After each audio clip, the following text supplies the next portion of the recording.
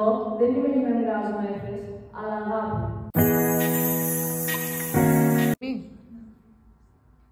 Όταν ο φίλος είναι ευτυχισμένος, τότε αυτό επιφέρει στο φίλο μεγάλη ευχαρίστηση.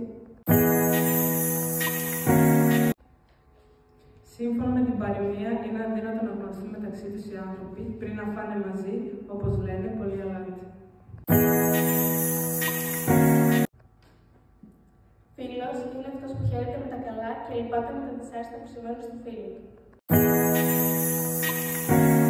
Το Πάντρογλο, σαν είδε σκοτωμένο, που ήταν τόσο ανδρείος και δυνατός και νέος, άρχισαν τα άλογα να κλαίνε το Αχιλλέος.